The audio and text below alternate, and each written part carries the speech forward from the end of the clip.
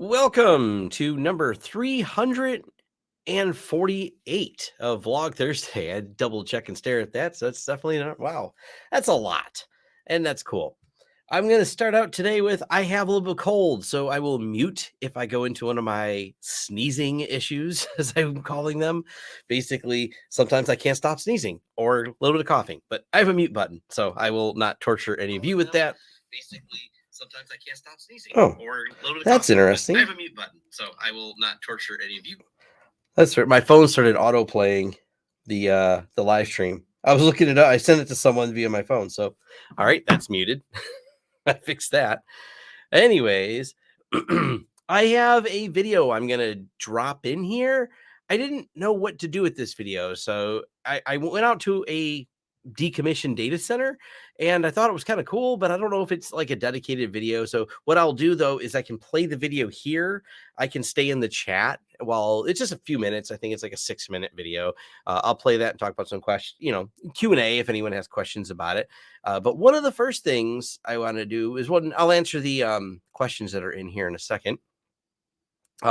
So my arm is mostly back to normal. So I'm not supposed to do any off-roading for a while. So I'm going to stop with the off-roading for probably at least a few more months. And I've just been doing casual motorcycle riding. I already been out on my motorcycle. Doctors like stay off the motorcycles because doctors always say things like, hey, stay off the motorcycles. But being on motorcycles, brings them some business occasionally. So there's that. But I want to answer, Vlog Thursday at launchsystems.com. People like to email me and ask some questions. And I don't know if I 100% understand the question, but I'll read it to you.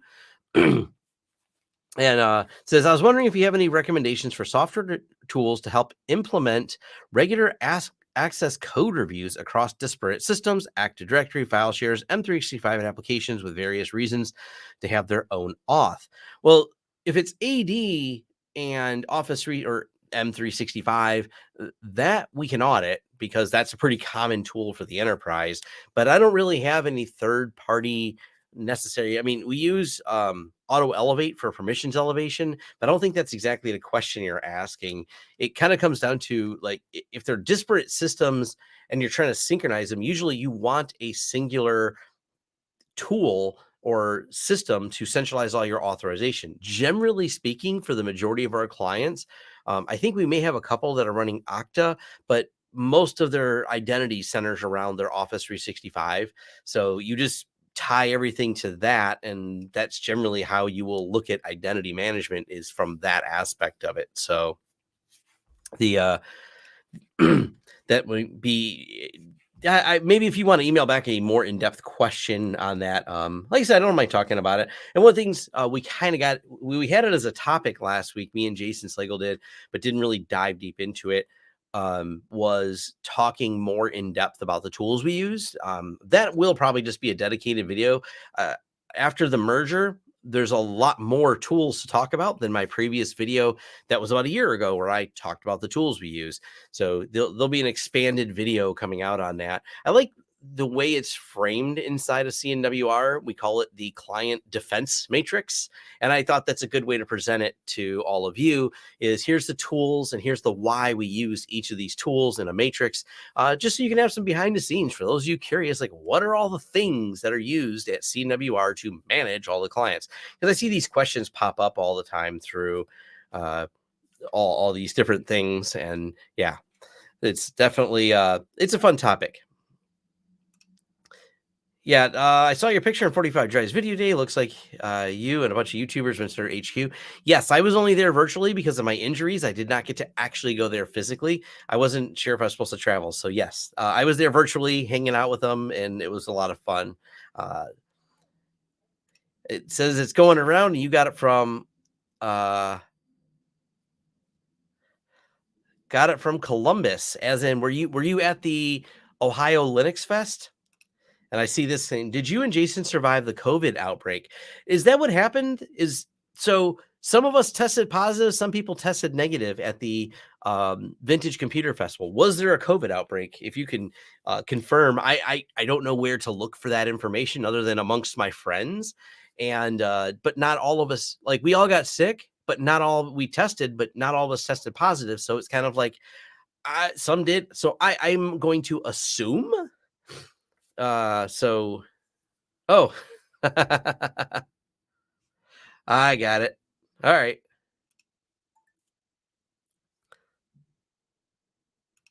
Yeah, there's no good antivirus for this particular thing here. But let's jump into that video so we can keep that.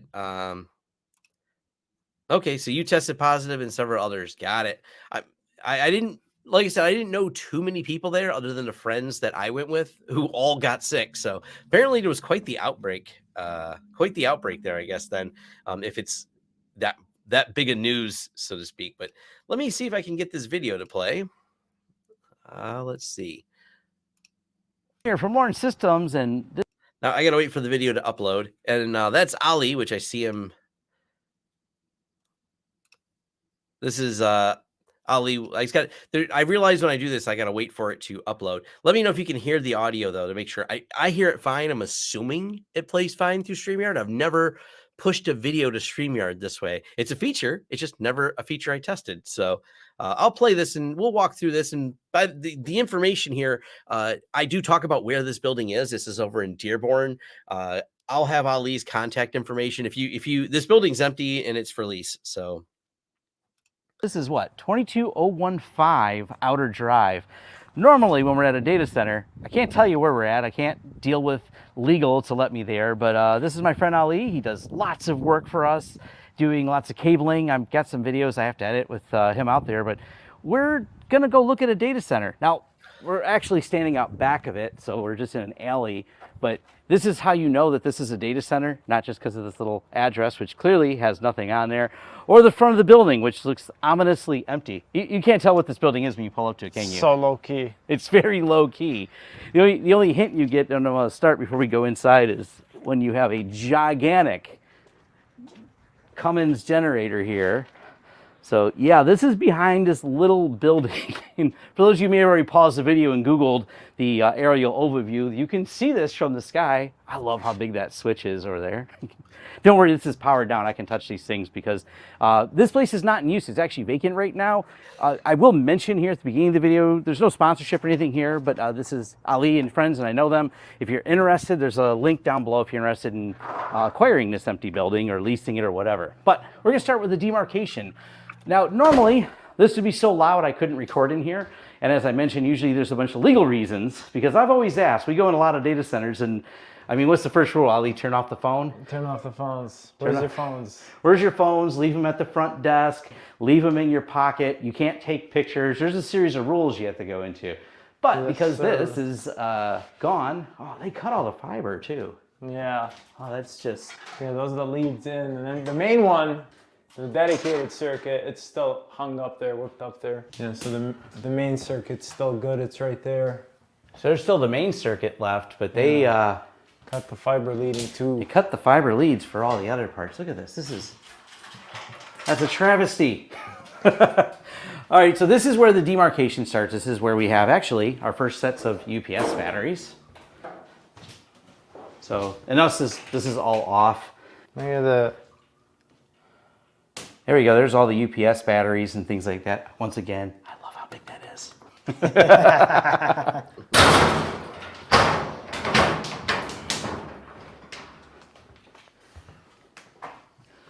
Now walking through, there's offices down there. So this building does have offices. Here's a little maintenance server room. There's a little, what do we have here? Old foundry switch mounted. It's so weird to be in a data center like this when it's just quiet. Now, data centers are not built with a normal floor, so this may look like a floor. Can we move these, Ali? Yes. Give you a hint what's going on down here. There we go. Here's how the raised floors work in these. So this right here, not much light, so but you can get an idea. This is so all the cable goes underneath. And then we're gonna go over to each of these and show you how they come through. So we're gonna open this up. And then you have, this is how the pull-throughs come each at the bottom, kind of going through the racks. And here's an idea of how easy these panels just kind of pop up for each floor for rearrangement. This keeps it kind of minimal, for we do have a ladder rack going across here that feeds some of these, that some of the fiber feeds, but this is how you would get to it. So if we wanted to move any of the racks around, this is that way we're going to be able to get to it. Like this one doesn't have a pull through because these ones were fed by the trays that come up over the top. But these ones over here, as you can see, they got a little piece of foam in there.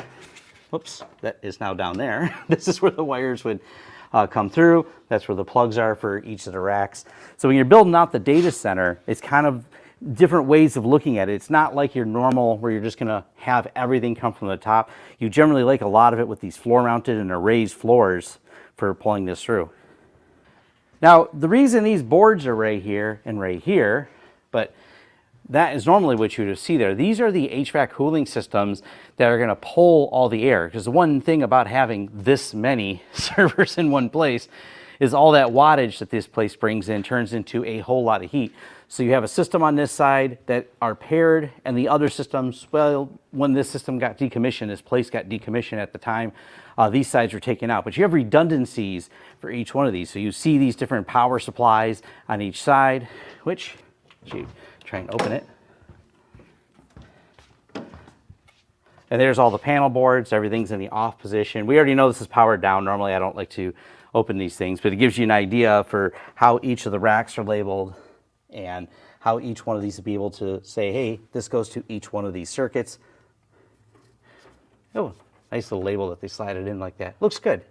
Then you have each one of the panel boards and any individuals here for the power. Now this is the main power delivery room. So this is UPS-B, there's UPS-A. This looks a lot older. I like this green, the green style, man. It's like from forever ago.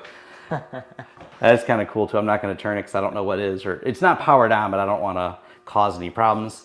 Fed from multiple sources, 480 volt. We actually have on this one, I think it's 600 volts in. So these are each 480 volt.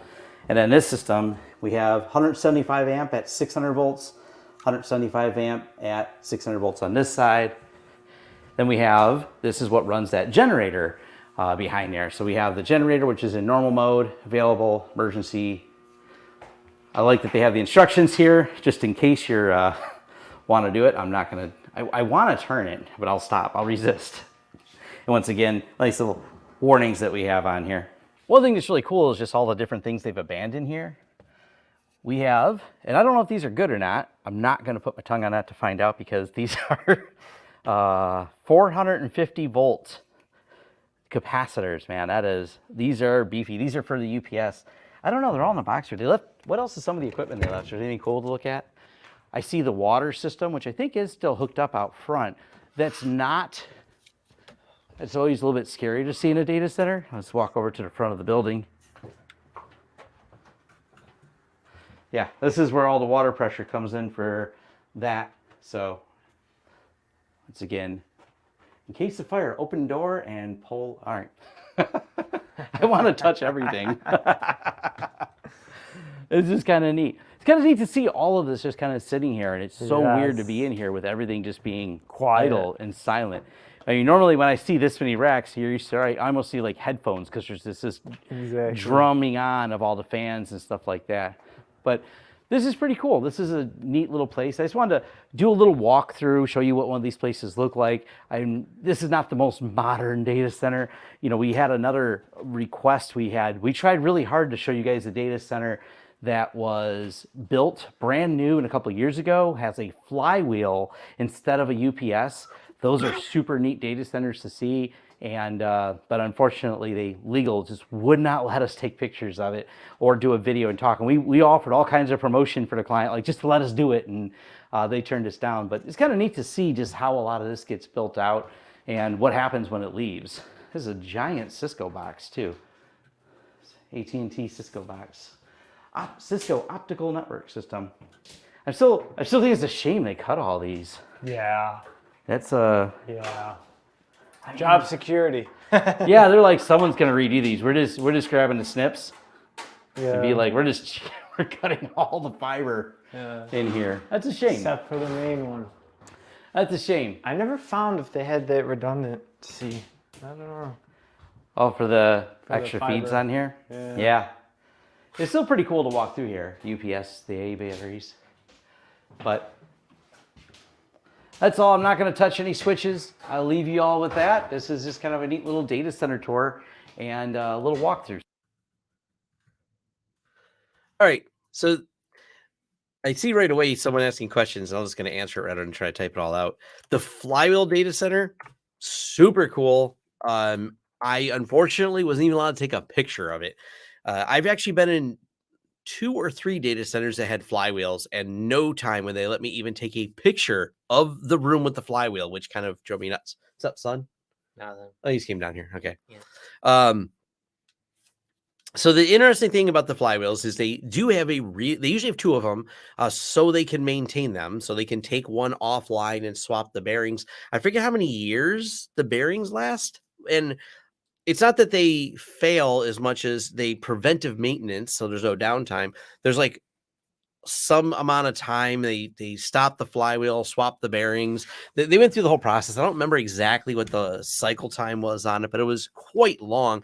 And the flywheel was more expensive than a battery purchase at first, but over time, it was the return on investment was like your first replacement of the batteries was enough to offset the cost of it. So it's one of those things like it didn't it had a really big upfront cost and then was steeply down over time. So as long as you plan to run the data center for a number of years, it really paid for itself. uh yeah, Marcus wants pizza, of course. That's what's happening after this live shows or so. Let's see. Wasn't a data center at night, and a cleaner decided to clean the red button. Instant dark, could hear all the drives slowly spinning down. Yeah, that's true. Maintenance cycle life for flywheels. That's what I was mentioning. You definitely replace before failure comes to a bearing. Holding that much spinning mass, a lot of energy bounce around the rooms. Yeah, I mean, you don't really want to see. Well, I actually kind of say I don't want it to happen to a data center that's important to me. But would I like to see the video of a flywheel coming apart? I mean, as long as no one was hurt, I think it'd be an interesting physics lesson. But you can Google search or YouTube search flywheel data center. There's videos on it from the companies that sell them. There's just no videos from people like me because so far I've never gotten permission. And there was a data center that we had got this close because they were bragging about a feature they had. They laid, and I mean physically between a 30-mile difference, they ran all the fiber between 2 physical data centers that were just about like 20 to 30 miles apart and had a really cool custom designed hyper converged infrastructure that allowed them to easily move VMs across the fiber. And we got them, we had all the technical people who they turned out they were watching my YouTube videos and they thought it'd be really cool if I did a video there. Their legal department was so close to saying yes, and they told us no. No, you can't, we can't have any of this filmed. And we're just like, ah. So this is that this building was one of the few times I can actually, without having any legal problems, go through and show you what's inside of a data center. Let's see. Back in the 90s from Austin, really neat. Yeah. Yeah, flywheel versus it's going to be devastating if one of those. They're big. I mean, they are. I'm sure we could find one.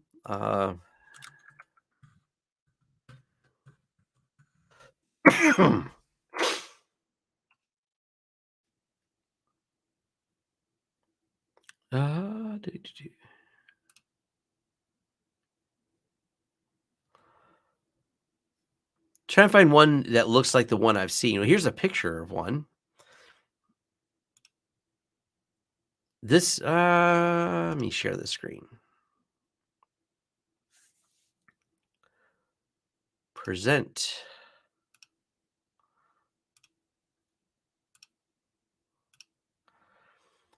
This is way more basic than the one I seen were pretty intricate and big. More like this.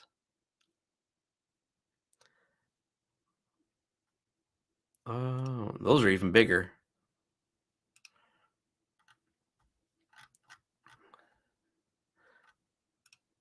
But you punch in data center flywheel, there's different ones. The ones we seen were standing upright, so they were pretty tall.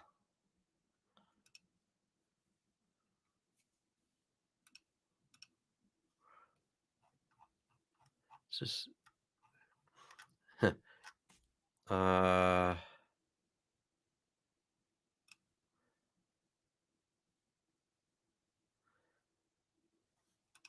yeah, I was trying to find someone that had one. Didn't look like it. Oh well. It's still a really cool thing.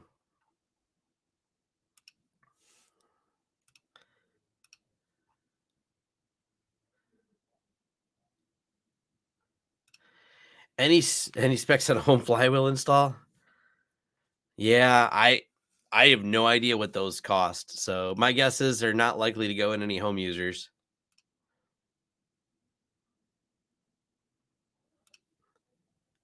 Oh, this is interesting. Hold on. One of these pages looks like it might have some more details.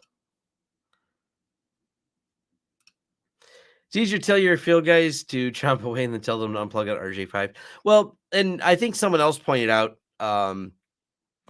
if you want to protect the ports in the device and you don't have the little caps anymore, if you cut the wires, you have caps now. So there's that. That's like an option, so there's something else. So allegedly, hold on. This is from Cisco's Flickr. Is this Cisco? Random things I found. Yeah, this is Cisco. Are these all Cisco's pics? Yes. I didn't know Cisco had a Flickr account. Interesting. Let's go back to the. We're not going to go. Let's go explore Cisco's Flickr account because why not? Interesting.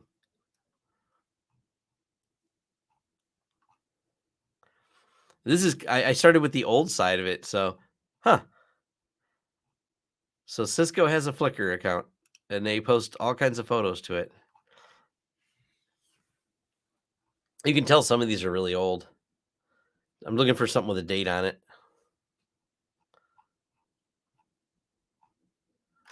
Are you cloud ready?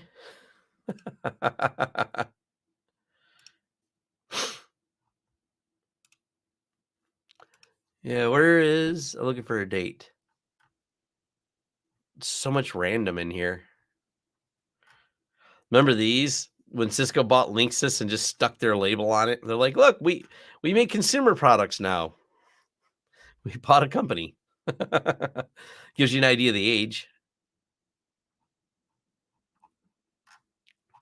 Oh well, this will be for some later. There's got to be some treasures in here.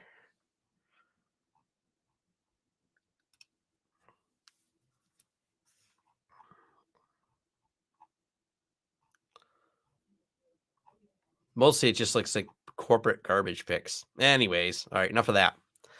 Enough of that.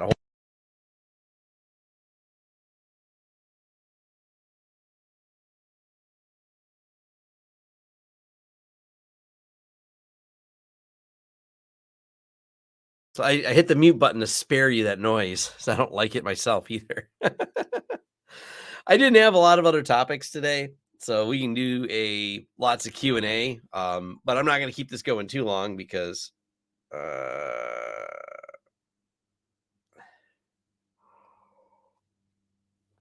I'm not keeping too long because I'm not feeling at my best, and I'm going to sneeze a lot more.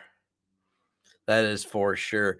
What else did I have? I'm trying to think. Oh, you know what? I do have something else. Let me drag it over here. This is something I'm finishing up my review on.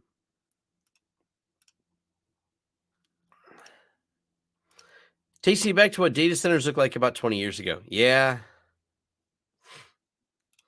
But I've been working on the Synology. Well, the Synology HAs. I got a couple questions in there for Synology, but I'm almost done with this video here, talking about this particular SA3400D Synology. And these are pretty neat. It's one of those things that someone's going to complain about it not being consumer facing, if you will. But I'm just like, I don't know what people were expecting as far as, consumer facing stuff. But it's kind of neat because I was just doing some consulting today with someone's looking for something budget oriented. And this at around $8,000 is pretty budget oriented for a high availability system. We sell everything from IX systems to 45 drives to all that. And, the Synology has a good niche because they make it. I mean, I know the annoyance people have with the drive lock-in that Synology has, but the other side of it is the fact that they make such a reasonably priced HA system, and it has a 5-year warranty. So for a life cycle of 5 years, not bad for that price. And I'll share this out. This is the part I'm waiting. I want to get confirmation with Synology, but it supports their Synology drives, which is what bothers people. But they have a list of third-party drives on this model that are supported. So this is the SA3400D, and here's a list of the drives it supports. So, that's not bad. They're all enterprise ones, but yeah. Hey, I'm excited for the new Zen Orcs UI. It looks really slick. I really do like the new XO UI. I think they're doing a great job on it. XO Lite already has the new UI. So if you look at XO Lite, you get an idea what it'll look like. It's definitely really cool.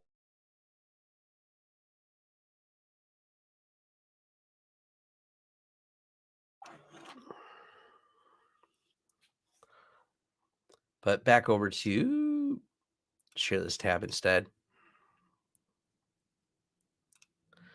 Greetings, Annika. It's my daughter.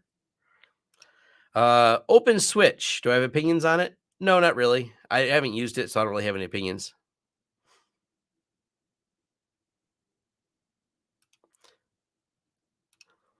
Hey, Tom, do you ever use Passmark on your server? Kind of scores you get Zen servers. I'm working on performance tuning, R630s.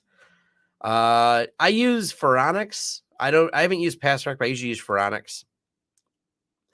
What would be more scary? Lead acid, UPS to have lithium fire from the batteries or broken flywheels escaping? There's all kinds of danger in the data center. Can you recommend an open source network filter? No, I don't know any good ones. So I can't recommend any of them because there's not any that I know that are good at all. They are what they are. After meeting with more YouTubers, has your strategy changed? No, it's not really changed. It's always making sure I figure out how to optimize things, but it's this weird balance of, I think I have an example I can share. I drew this the other day. I do a lot of rationalizing of things. So I was just playing around in Canva, but this is the hard part is when you're doing content creation, you got what the platform wants, what you want to make, and what the audience wants. And trying to figure out the alignment between all these things is super hard. There's no easy answer for this. So it's always thinking about it. And I do most of the time where I live is the what Tom wants to make. I'm not particularly driven as much by the algorithm because I don't have to be. If my channel doesn't get as many, or my videos don't get as many views, and my channel doesn't grow as fast, but I get to make the content I want, I'm happier. What would change that dynamic and what keeps me from having to focus on it too much is if I ever didn't have a job, if I were unemployed, if you will, and trying to make YouTube my full-time strategy, well, that you end up trying to lean more what the platform wants. and what the audience wants. You kind of move yourself over to there with content creation. So that's one of the big challenges is, figuring that out. Now, I just have to be content that I'll post a video that may not get much engagement at all. And the reason it's not going to get much engagement is because it's just not what, it's still what I wanted to produce. And I'm happy with the people that engage with it. But other people are like, yeah, that's just not interesting to me, or it's just not what I want to see. Perfect example of that's going to be, and we'll go ahead and share this tab instead. If we run through my YouTube stats here, I wanted to talk about the Vintage Computer Festival, so I did, and 2,000 views. Maybe some people think 2,000 views is a lot, but compared to me talking about Microsoft, which got 21,000 views, me talking about Cisco switches, or TrueNAS, which got 21,000 views, or 20,000 views, a tutorial on HA proxy, you can see in Firewall Up, which I kind of predicted because it's a question that comes up a lot, 33,000 views. But I wanted to talk about Vintage Computer Festival. So it just, even though it's a newer video, it probably won't get many views. And you'll see other ones around here. The number of people asking me questions about the the Synology BC500 camera, even though that video is all the way from over a month ago, it's only got 6,000 views. So you kind of bounce around with YouTube figuring that out. But I still produce the content I want more than anything else, which a lot of time lines up with what people want to see.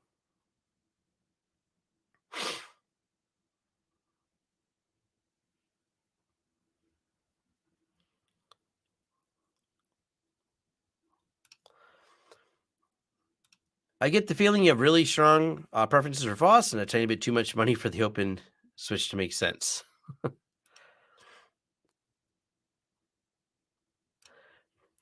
If you're happy and interested in the content, it'll make you better quality content as you naturally want to put any effort with less resistance. Yeah, part of it, from a strategy standpoint, one of the huge problems with YouTube is the fact that YouTube favors niches. The more you niche your channel into a singular topic, you build an audience better. So me and Jay from Learn Linux TV were talking about this, and one of the huge things for Jay is the fact that, he's Learn Linux TV.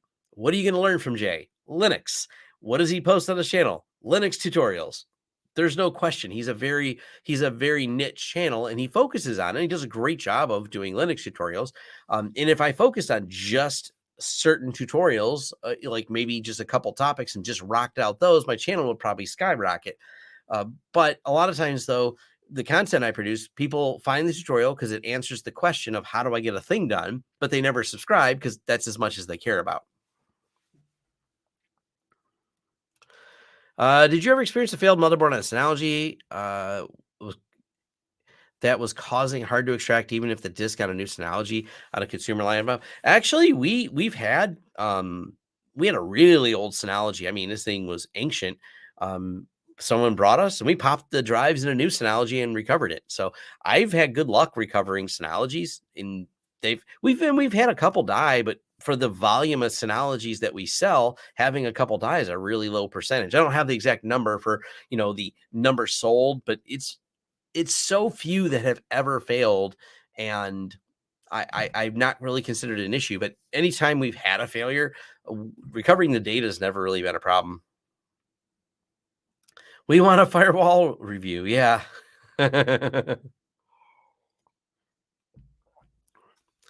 Yeah, I don't cover like the iPhone 15. That's not it. I don't use iPhone at all, but even an Android phone, same thing. I use Android, but I'm still not that interested in phone reviews. I don't even watch them. Can you build building a storage network, avoid routing, XO, Proxmox? Yes, I've been working on sketching out, and maybe I'll do that tomorrow. I'm just doing I hate to do it like this, but it's the easiest way to present it.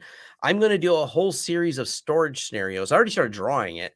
I'm going to do them as slides where I speak to each slide. It's the easiest way for me to go through and do a presentation of how to set up different storage scenarios. So here's a scenario. Here's where this one works. Here's another scenario. Here's the way you set this up. The simple answers are don't route storage. The more complicated answers are how you present iSCSI to Windows and how you design virtual machines for storage. But I'll definitely, that's a video I've been working on because we just had an internal conversation with some of the staff. we do solution plannings meetings and things like that. So, we have these internal discussions. How are we going to approach building a solution for a client? So I talk a lot about storage design. I had a good consulting call today, once again, about storage design for a pretty large customer in terms of the volume of, I think they have like 200 virtual machines across a lot of a large user base. So yes, it's definitely a topic I'm going to be covering very soon. Can you sort by least views? Maybe.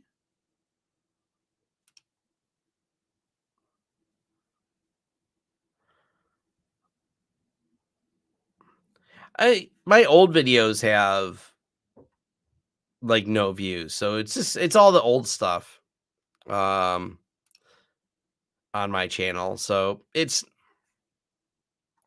yeah.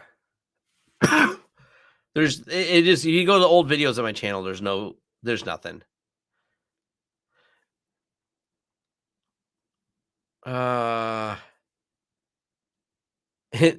Here's something interesting. YouTube can't count. Hold on. This can't be true. I can't make any sense of this. I'll share it in a second once I get to the part. So here's me sorting by views. And for some reason, I can't figure this out, but I'll just point it out because it's funny. So here's these views that only have like 200 views. It's just old videos on my channel from 2014. But 200, 2,400, 207. Why is this one in the middle of all these? So it's not actually sorting by view. I don't know what it's sorting by. I have no idea. That's just weird.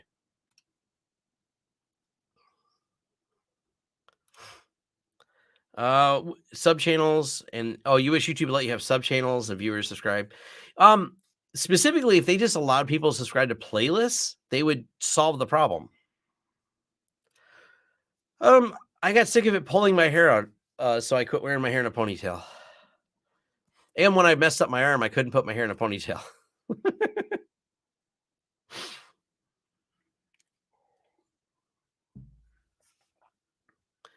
Yeah, and this is part of it too. YouTube niches your audience. The people who subscribe to 8-Bit Guy expect a certain level of content, and the people who subscribe to me expect a certain level of content, and the crossover is not exactly there. UniFi switch firmware is creating some recent noise about issues interfering with DHCP somehow. Have you been finding or hearing this? No. Make sure, let's see what version I'm on.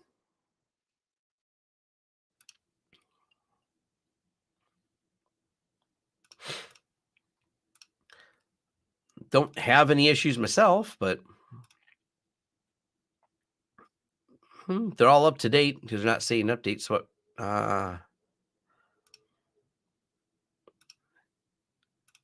Where does it tell me the switch firmware version? Is it down here?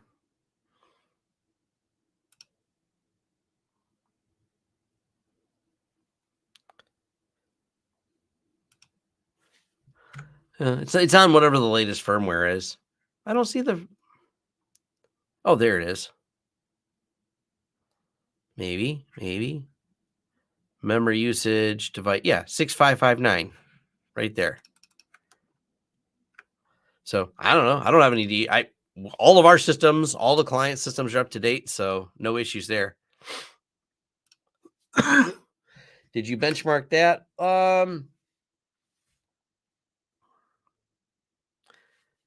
You can't really benchmark Synology versus TrueNAS. That's not at all how that works. I mean, how would you compare the two? They're not one-to-one on the hardware.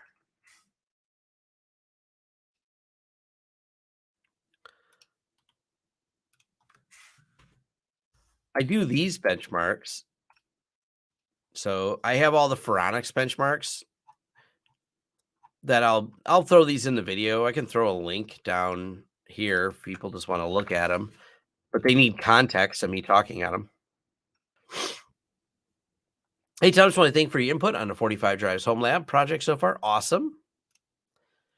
What's a good reasonably priced alternative to Pocket Ethernet I don't know. I don't use the Pocket Ethernet, so I'm not sure.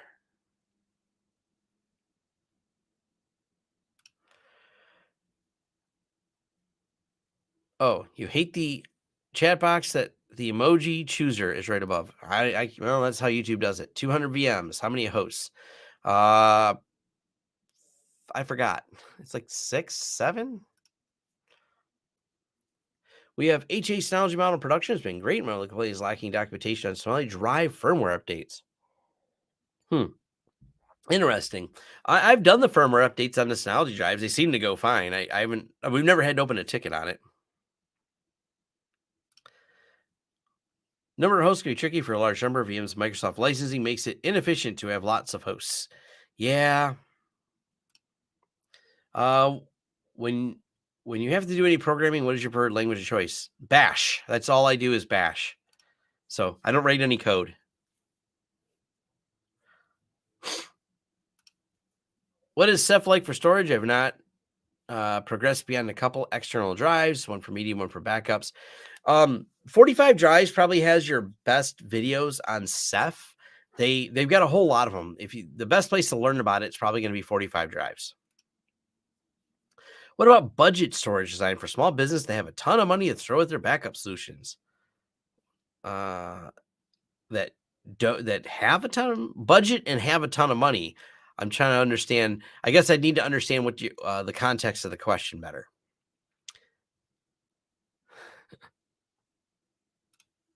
Yeah. YouTube actually doesn't expose the correct numbers for all sorts of things. Eventual, consistency is rough. Yes. That dorm data center was interesting, and the flywheel idea is pretty cool too. I think they tried a bus using one. Didn't work though. I imagine it'd be crazy seeing a bus using one. Can you have SSD cache drives in Ceph? Yes, Ceph does support high, like you can build metadata drives in Ceph for high-speed access. Actually, if you watch Techno Tim's video at 45 drives, he covers that as a topic. He mentions the fact that the 45 drives makes one of their hybrid servers, and the purpose of that hybrid server is they have lots of, larger standard 3.5-inch spinning platter drives that hold the data, but then using Ceph, you have a series of faster drives to hold all the metadata. So you can, index things fastly, but still have a large amount of storage. Ceph does a good job of that. I do not have, and it's low on my priority, maybe one day, but it's really low to do a free radius UniFi enterprise setup. Can it be done? Yes. Will I do a video on it? Not anytime soon. I just have too many other things to do before I get to that. That's one of those videos that is not going to get a lot of engagement, not going to get a lot of views. There's so few people asking for it. It's the same reason I joke around, and I don't plan on learning MikroTik, but I always laugh. People have told me many times you'll get lots of views if you do MikroTik. If you look, there is I forget the person's name, but he does a bunch of MikroTik videos, very low views. There just doesn't seem to be a big demand for that. And it's time consuming is the problem. For me to do that video, there's a lot of technical details. So it's me putting hours and hours into something that most people aren't going to watch because there's write-ups on it. And the people who want the more technical things seem to prefer write-ups over videos. I don't know where that balance is. Like my HA proxy video is doing well, but it seems like if you go too deep into weeds in some videos, people seem to want the write-up. But maybe sometime I'll do a video on that. I don't know. To update XOA from sources, am I following the install instructions, or is there a better way? You just follow the instructions. You just run that same tool again, but choose option 2, which is update.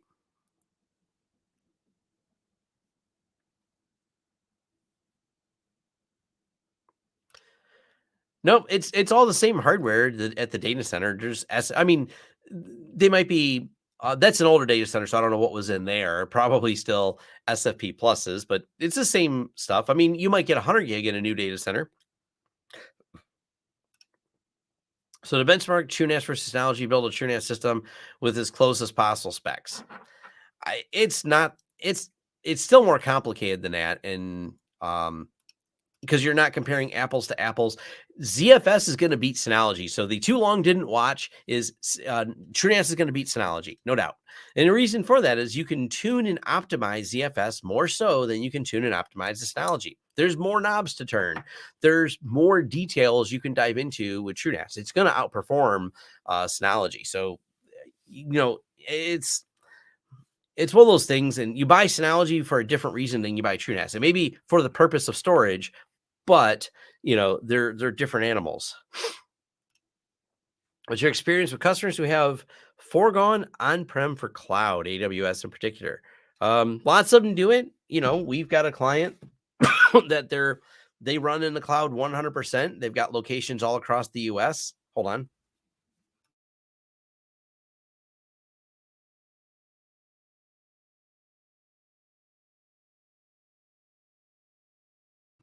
Sorry. They have locations all across the US. The cloud is perfect for them because their offices are usually just a few people in each office because of the nature of what they do, and cloud works great. So it's not really each client's different. It all depends on what they're doing. So some people cloud works awesome. Some people cloud does not work as awesome because they need a bunch of on-prem stuff.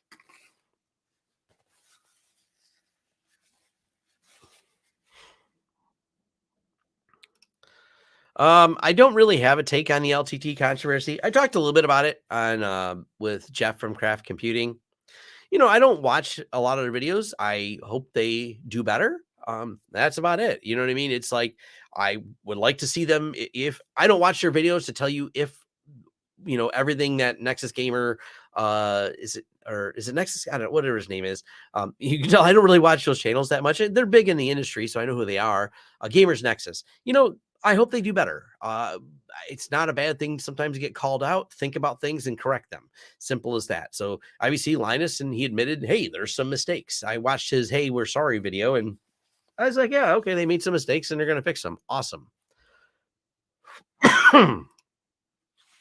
Having SSD cache be able to look at you faster restores image backup? Not necessarily. Tech is a side hobby for me, but some people live in IT world. To me, that SATA will be gone in 5 years. Is that true? No. SATA will not be gone in 5 years. I mean, I'll admit IDE might be gone, but IDE was really, really old. It was around forever. I don't see SATA going away anytime soon. Matter of fact, it's there's going to be an upcoming video I do where I dive deep into the mechanical hard drives with a person who's been building mechanical hard drives for the last 20 plus years. It's going to be a fun video because this person has a level of expertise that blows your mind about how mechanical drives work. It's the same. People have been trying to tell me mechanical drives are going away. They're not. SSDs have a place. Mechanical drives have a place. And one piece of technology isn't replacing the other anytime soon. Good MikroTik videos. I am lost. The computer is almost 20 years, but by MikroTik for home, I'm lost. If you Google MikroTik videos, he's the network Berg, but if you Google MikroTik, he's the only person that really comes up besides MikroTik for the MikroTik videos. TrueNAS has more settings that you can be paid to set back default. Yes. Oh, yes. That's true for sure.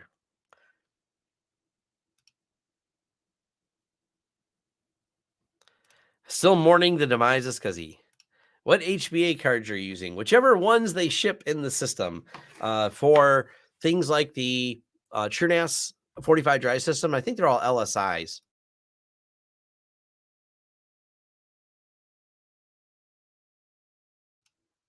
Yeah, most of the I think 45 drives has LSIs in most of theirs.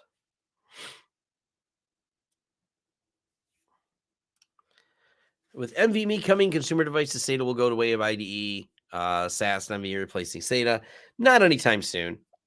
Maybe another 10 years, maybe longer. It's just the way the technology goes, especially because hard drives are not going to there. We don't have a new technology that is really jumping up to replace these. I don't think hard drives are going to be replaced, or protocols for drives. It's very slow and incremental replacement. It's not like these leaps, but eventually some new technology might come out that just offsets these at an incredible rate. We were promised lots of things. Was it, there was a couple, I think it was IBM storing things in crystals. Was it IBM that did that? IBM.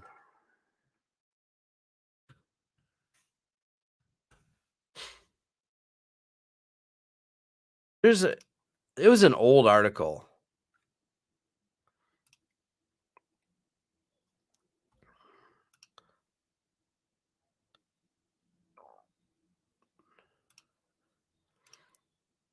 Let me find it. I'll dig it up. It never came to fruition. That's the thing. It was all this really cool, we're going to build this incredible crystallized storage thing. I don't remember what it was. I just remember a bunch of fanfare about it years ago, and I can't find the article on it. It's still never come to fruition. It's vaporware still. I think the only time HEs will die is when the cost per regular is cheaper than SSDs and spinning drives. There's a theoretical limit for a spinning drive to reach, and 3.5. Well, see, we haven't found the theoretical limit. The small and incremental expansion of these drives. This is one of the reasons I'm having this engineer come on my channel, and we're going to have a good discussion on it, because what you see now versus what's coming, there's still more that we haven't hit the innovation limit on the spinning drives. And because the spinning drives go through such a long life cycle, what this engineer is working on today is stuff that you won't see for another year or two. That is, like he said, me and him had a conversation already. We've talked a couple times about this. It's just amazing how much more innovation there is. So you're going to start seeing still ever increasing sizes and drives, increased size, increased performance on spinning drives. They're far from dead. If you Google Zima, if you just Google like 3D print for Zima, it comes right up. So it's not anything we did. We just grabbed it off probably Thingiverse. I believe I have a link to it inside my inside there. If not, I mean, it's a Google search away. There's nothing special about it. Save me to leave the desktop soon for NVMe. MSATA stands for MSATA, but that's not the answer. The answer is SATA or SATA. It just depends on the storage needs.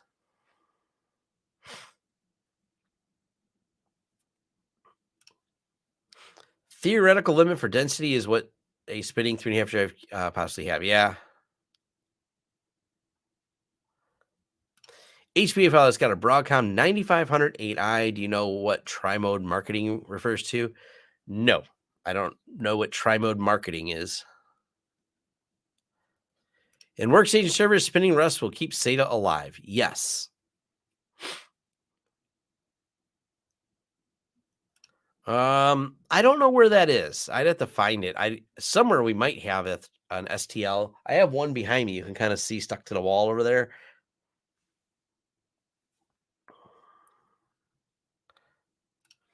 I wish 3.5-inch drive for consumers at a cheap price had multiple actuators. Yeah. Tri-mode HPs have the potential to support SAS, SATA SAS NV protocol. It's the concept used in the Gen 2 Tornado mention and Techno-Tim video. Interesting.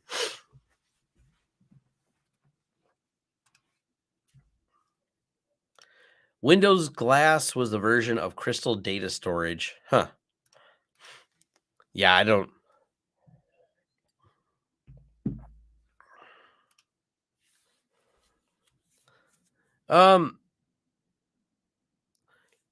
Yeah, so the video Wendell did is really interesting. Wendell from Level 1 Tech did a video about the new drives, that each drive shows up as 2 drives.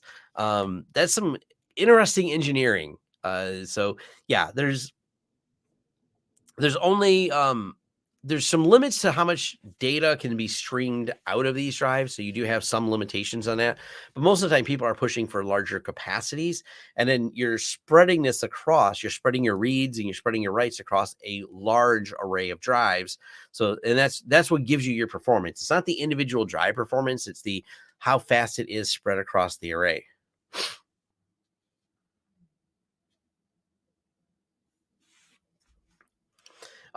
Yeah. So the trick to making TrueDAS work properly with them is when a single drive presents itself as two drives, you don't want to put those two drives as part of a single VDEV. So he had a way to identify each drive's pairing so you could split them between the VDEVs. That was the that was what was like the tricky part of setting those up.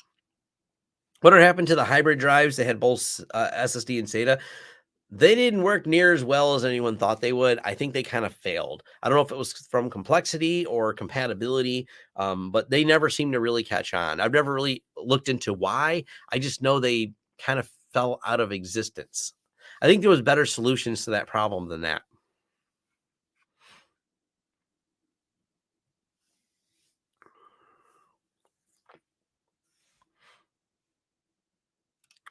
Windows video was about the new dual actuator drives. Yeah. It presents two drives, interesting. Yeah. So it's a neat concept because it's got the dual actuators in there and it presents as two drives. That's just, it's really cool. But also a little confusing because if you're not familiar with how to set that up, you can think of a failure mode where you put all these drives into a single VDEV, and if one drive represents two drives failing, your failure mode doesn't match your normal VDEV failure mode for RAID Z1, Z2, or Z3. So you have to make sure your strategy is right about how that works. 45 drives homemade. If the home lab system, if 45 drives are using off-the-shelf parts, what's the advantage for a home user buying their upcoming storage server for a home lab? It's just a nice high quality server. This is one of the reasons 45 drives made it. Jeff from Craft Computing, myself, Techno Tim, we're all kind of excited about this because we're all part of the creators window as well. And I think it fits this niche where people are looking for a premium product for the advanced home lab user. It's not the budget. I'm trying to get started. I'm trying to find the cheapest thing. And someone immediately, this is a forum post about people talking, going, oh, I can just get a used system. Well, this is not a used system. We're looking for a repeatable, sellable system for the small business market, for the home lab market, for people go, I want to be able to buy something new, not monkey with it, be, nice, high quality, well machined, well fitting system to, build their home lab on. It's a niche. It's not the for the masses. It's not how cheap can we make a box.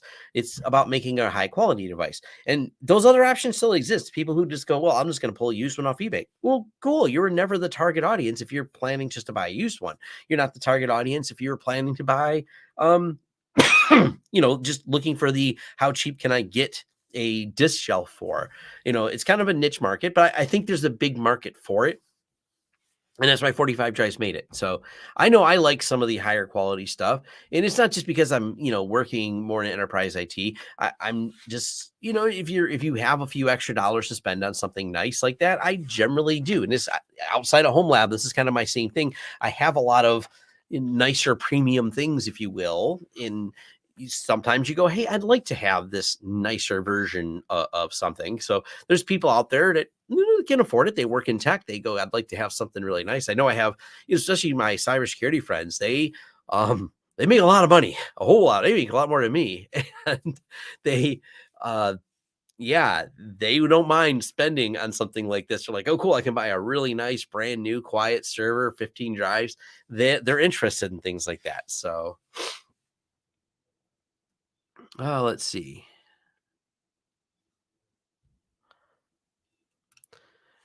Again, late at the end of the video, is that your data center?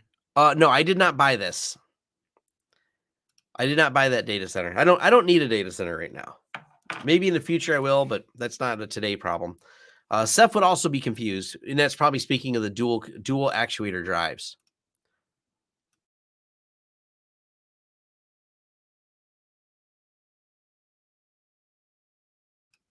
Oh, no doubt. Yeah, if you had 4 of these dual actuator drives in a RAID 5, you're going to have a bad day. I heard those Fusion hybrid drives had some failure rates, but eventually regular 2.5 inches became so cheap. Hybrid drives died just to no one wanting them. Probably. I never really dug into the history of them. I just know they were a thing for a little while until they weren't. So if you have a RAID Z1, two of those drives fails, showing 4 drives, you'd be in trouble. If one drive went wrong, I guess TrueNAS will eventually have to update identification and warning about that. Well, I don't think TrueNAS is going to do anything about it unless these drives become the norm. This is a one-off drive. There's one model that does this. One. So until there's more models that do this, I don't think TrueNAS is going to update their system to it. Maybe they will, but if dual actuators become a thing, I'm sure they will. Today, it's not. It's a drive, not like a common thing. So,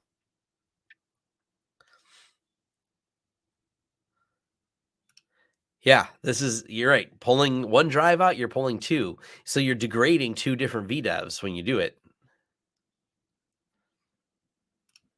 So so you want to split these two drives between arrays that are not, there's more specifically, you want more VDEVs. You'd want to split these drives across multiple VDEVs to get the redundancy properly.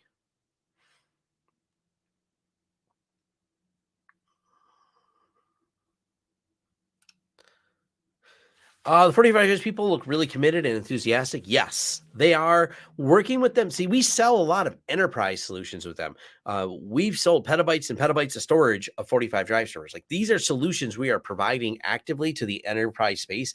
I mean, we're writing $100,000 of checks to 45 drives. So we're very familiar with their products. But what's cool is they don't stop there. They're not a company that's, they like selling these high-end products to us, but they're also enthusiastic about the IT community as a whole and building something that can be put into more average person's hands. Because as much as I see my friends in cybersecurity want a nice premium product, they're not spending $50,000, $60,000 on a storage server, but they're willing to spend a couple $1,000s on a server that can do quite a bit. If you split them into two RAID Z2s, just failed in your first array, have you pulled and rebuilt both arrays to fix them? Yeah. There's a lot to think about when you do that.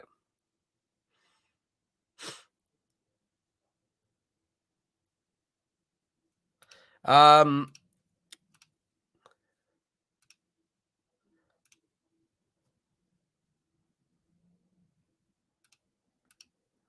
can't click anything anymore.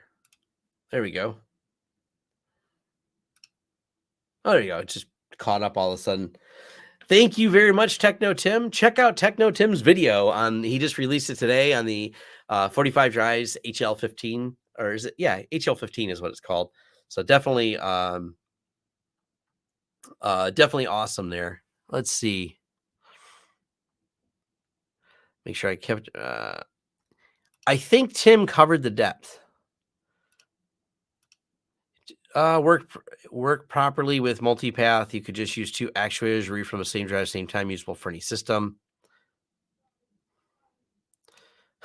What's your preference between Ansible or Puppet? I don't really use either much myself, but if you do a little bit of Googling, you'll find out the president of CNWR, the company we merged with, Jason Slagle, wrote a book on Puppet. So you can probably guess that we use Puppet for some of the management stuff at the company. I'm partial to Ansible, but I don't use either very much. I use Ansible for personal. I don't manage any clients with Ansible.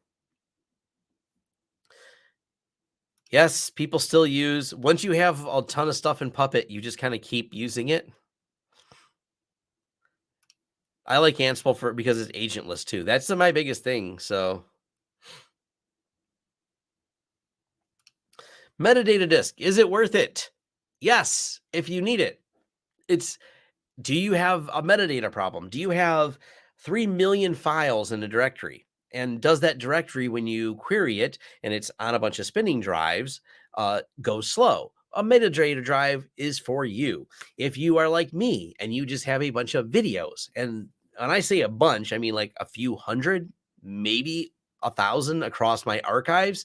If you have 1,000 something videos, that's not enough to even bother a metadata drive. So this is a question that comes up a lot, is people always want or think they need one, but most of the time it's like, what is your use case of it? Now we have a graphics company that does movie graphics. They take something like 10,000 photos grouped at a time across each set.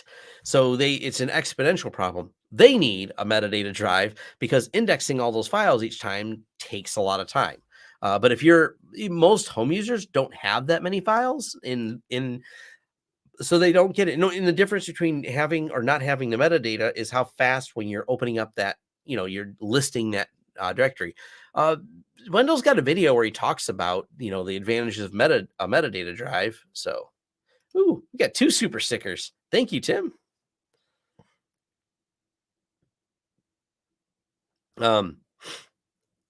Push your poll. Personally, I like Ansible poll. Yes. Jay from Learn Lakes TV really likes Ansible poll too. You just have to treat 12 by 18 dual actuators as 24 9 terabyte single discs, but you have to pull them out in pairs rather than individually. It's storming. You just lost power. Now you're testing your UPSs in real time right now.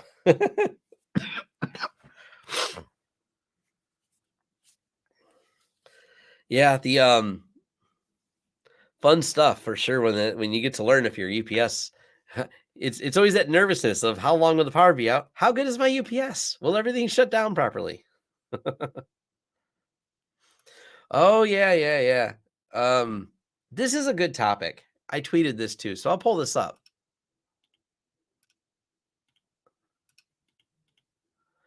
Let me pull it up from Twitter. I think it's the last thing I tweeted. I'm still calling it tweet. I don't care what it's. I don't care what I'm supposed to call it. I'll just keep calling it a tweet. Anyways, experts fear crooks are cracking keys. Stolen LastPass breach. This is a good article from Krebs, and I tweeted this out. What you have here is the people sorting out where they have a whole lot of different people in crypto. And I mean, they really did some research here to figure out what the commonality was between all these different people that have had crypto incidents. And it comes down to the common factor against these people was not having their email compromised, or not all working for the same place, or not all having their crypto in the same place. It was they all use LastPass.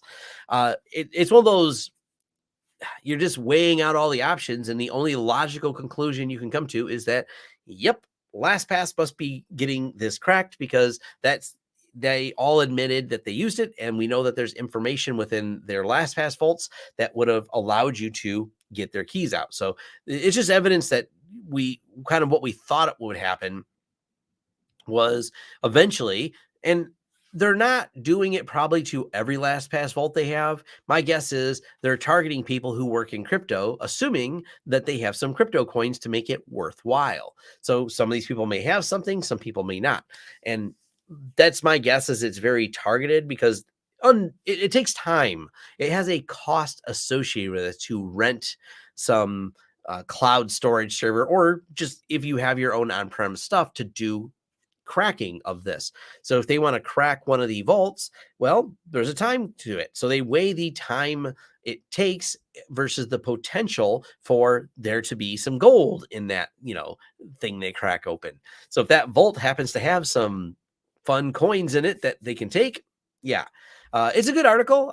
It's one of the latest articles from Krebs on security. I'll throw a link in here for it. But it's just basically saying what we feared would happen is finally happening, which kind of sucks. Yeah, if you changed your passwords, rolled all your keys, or any information you have in here, you're good. So, but it comes down to, like you said, you mean the hackers don't want my family Netflix account? It's probably not worth as much. It may not be worth it because there is a cost associated with cracking those. So that cost associated with it, they could just buy Netflix for what it would cost them to crack it. That's the logical idea. Now, it's unfortunate that many of these people just didn't heed the warning. If I were to have those deep crypto secrets stored in a LastPass account, and I got rid of LastPass so long ago, just by the nature of how many years ago I got rid of LastPass, which was like 2019 maybe, or 2018. That's when I moved away from it. I've rolled all those passwords since then just because it's been so many years. And I also deleted my account, assuming LastPass actually deleted my account when I told them to delete it. I don't think my vault was in there anyways. But I also didn't use LastPass near as much as I use Bitwarden. So I still had other secrets elsewhere. Once I got into Bitwarden, I moved everything into Bitwarden. And so I had one place to store all the things. So now that there's so much in Bitwarden, it's a scarier proposition than it ever was for me with LastPass. Don't keep TOTP passwords in your password manager. Start using WebAuth and the new passkeys. Yeah, basically that's a big piece of it, is not having your TOTP in there for one, which I don't. I prefer these little hardware keys. I have more than one of these. I've done videos on this as a topic, but this one here is a YubiKey, but I also have a trust key. I got more than one. I just don't have it within reach here. It's upstairs. I got a few of these. They work well. The nice thing about them, I like ones that follow the proper WebAuth protocol and want attestation. What attestation means is, are you there? So even if you were to somehow get my computer to prompt you to use a security key, I have to physically touch the security key to get it to finalize the activation. That is the attestation that you're there.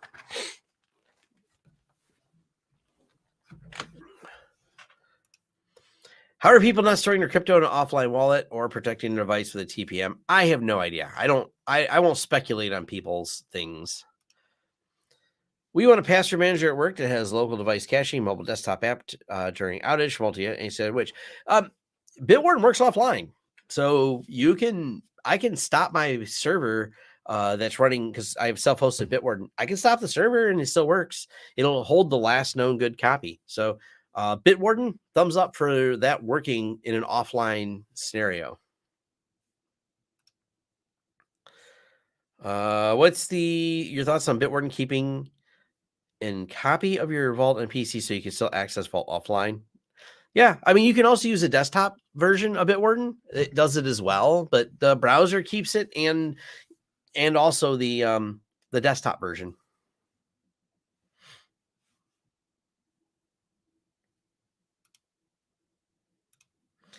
I would like to have passwords everywhere. My YubiKey is just begging for it. Yeah. YubiKey for SSH is kludgy. That's a good way to put it. I don't actively use it because too many of the things I log into don't support it very well. I still don't think I have. I don't think, maybe I'm wrong. Maybe they fixed it. To my knowledge, you can't use it with TrueNAS still. Like the things I SSH into are like, oh, my TrueNAS and things like that. So I don't use it that often. Some websites require a PIN as part of the attestations. Others a tap. Proxmox doesn't require a PIN, and some banks don't. I find that kind of odd. Important sites should require PIN plus tap. Yeah, PIN plus tap. I kind of think PIN plus tap's not bad. It just seems a little odd because like I have to touch it anyways. So why should I also have to type in a PIN? But whatever. I don't complain that much about it. It's one extra step. It's so you can't just sit in front of my computer and log in. So I get it. Like if I walked away and didn't lock my computer, which trust me, I get up from my computer, and as I get up, I lock it. And I work from home. My computer is always locked all the time. I am I do that as a muscle reflex, both on my laptop and my desktop. And the reason why, that way, if I'm ever out somewhere, even when I'm out somewhere, it's the same muscle reflex to lock the computer every time I get up from it, even though I'm at home, but sometimes I'm not. But that same, once you've memorized it, you don't have to have context switching in your head. You're like, you have in your head, every time I get up from my computer, I lock my computer. Isn't it scary? Because if you revoke team access to Bitwarden, the user can still access local cache. Not really. The reality is the user could dump all the passwords out. Like you have to have some level of trust with some of your users. There's, the moment you think a user's gone bad, you're like, oh no, they have a local cache. And as long as they don't have the computer online, because you could lock them out of the account from a management standpoint and delete their account. But at some point, they could have also just copied the passwords out of it too. I don't think it's any more scary, if you will. It's one of those trade-offs. Like, there might be a way to turn off the local caching, but I don't think so.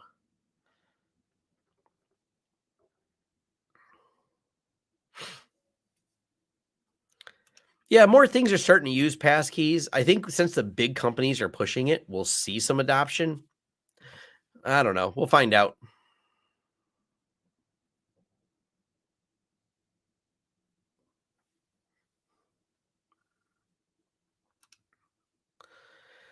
Thank you for the donation, Chris. Great show. Thanks for sharing after 11 p.m. EK. So have a good day. Yes. Thank you very much. Much appreciated.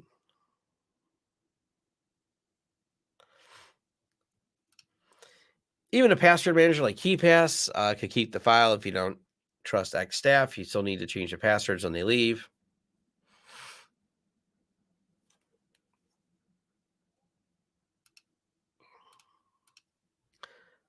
Yep. All kinds of fun topics here.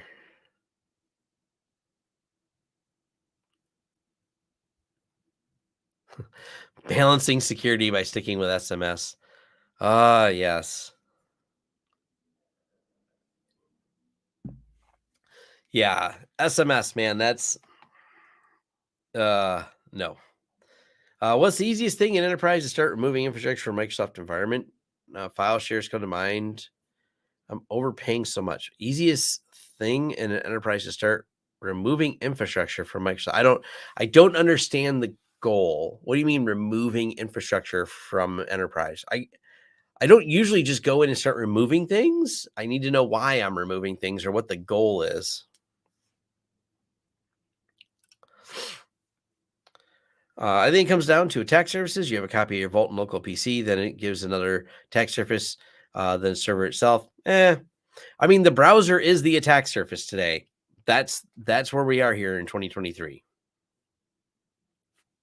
The browser is how we get attacked. That's just become the battleground. So the reasons I use Firefox and I use Chrome because I think they are both well suited to stay on top of things. This is the problem I have with third-party browsers because how often can they update? Can they keep up with the ever-changing threats? I mean, I know they're pulling from the same engine as Chrome, so they're getting it downstream. Are they as good at implementing it as Chrome? Those are real questions I have. So get away from paying price stuff like Windows Server, hosting email alternatives, moving NAS file storage, good starts. Yeah, I mean, it's not easy. And when your line of business applications require it, I mean, we have a lot of NASs out there. That's probably a common one. And I guess that saves you from buying another Windows license for a file server, but that's not the big expense. Email alternative is the hardest part. 3/4 of our clients are using Office 365. It's integrated with a lot of their line of business apps. There's not an easy replacement for it at all, other than Google, which is also another giant company that's essentially, yeah. Is there any way you can secure server 2003? No. You turn it off. That's how you secure it. It's time to replace those.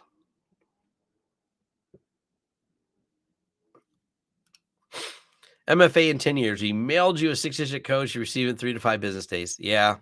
No idea why you're having issues. You're talking about the agent stuff.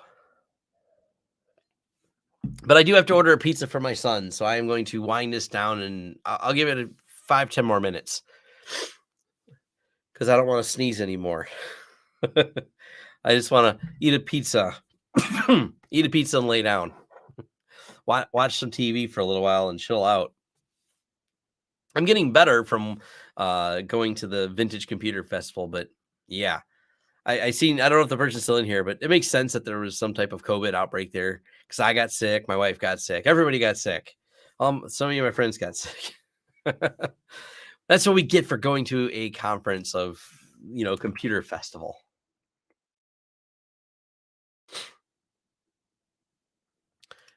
Which I'll go off topic here. And I thought this was pretty cool at the Vintage Computer Festival. So,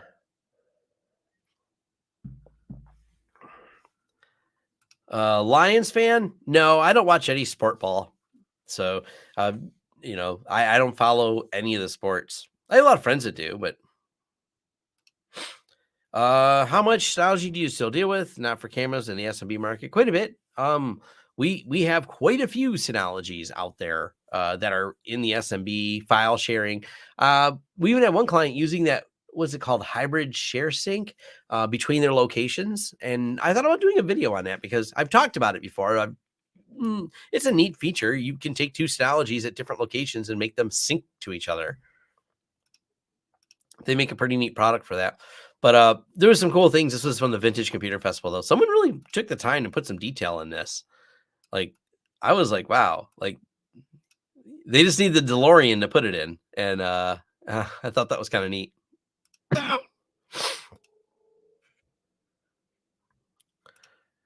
Yeah, if you can't get rid of it, I don't have an easy answer. It's one of those things. My friends who work in the enterprise space have a hard time with things like that too. It's one of those things. I don't have an easy answers for it. They're just something that kind of sucks. Oh. They had all these phone systems set up at the Vintage Computer Festival too. That was pretty cool.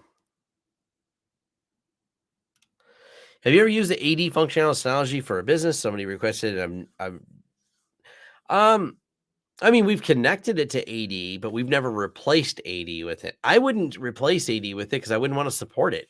That's really what that comes down to. I wouldn't want to have to support it. I don't know what trouble you'll run into. Does it have it? Yes. Does it work for home users? Probably. Will you run into something you can't support in a business? Probably too.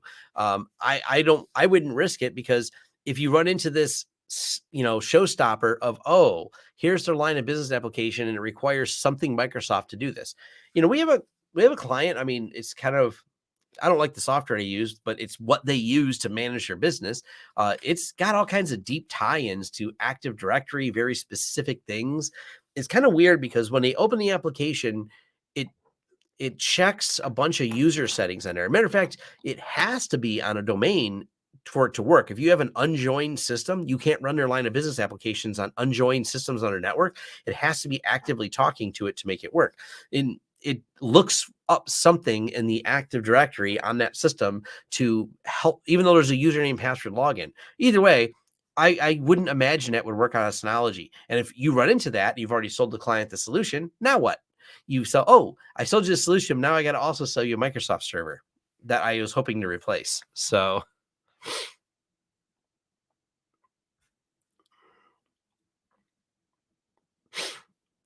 C2 hybrid share. It's also simultaneously in the cloud for a quick restore, local SanDisk. Yes. Yeah, Willie has a video on it. And this Samba as AD is ugly. It only supports up to 2008 R2. Yep. There are limitations that you have to know ahead of time.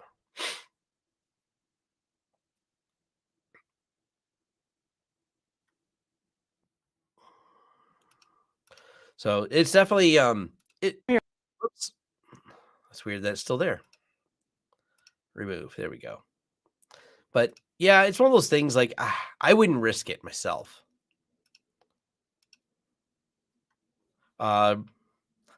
They had phone lines. These are all phone lines. They had wired. There was so much cool stuff at the Vintage Computer Festival. That's why I'm going back to that just because I feel like being off topic for a moment. But I'm also winding down here. I'm getting tired because I keep sneezing. And I got to go get a pizza. So, I'm going to order a pizza. I don't think I'm going to go get it. There's delivery. So I'll get a pizza delivered. Then I'll crash on the couch for a little while. But thank you all for joining. This was a lot of fun as always. Leave your thoughts and comments down below. Check out my other videos on everything. I'm going to wander off and, make sure you email vlogthursday@learnsystems.com and I'll answer questions. It's funny. When I first set that up, a lot of people email me and now very few people email me. I just want to make sure it's out there for people looking. People looking for ways to contact me. The forums is a much better way. Forums.lawrencesystems.com. I'm in there pretty much daily, sometimes twice a day. So definitely, if you're looking to have a more in-depth discussion, if you look at my posts and forums, you'll see that I'm in there quite a bit talking about things. So thank you all for joining. I'm going to wander off because I am, as you can tell, I'm kind of running out of juice here.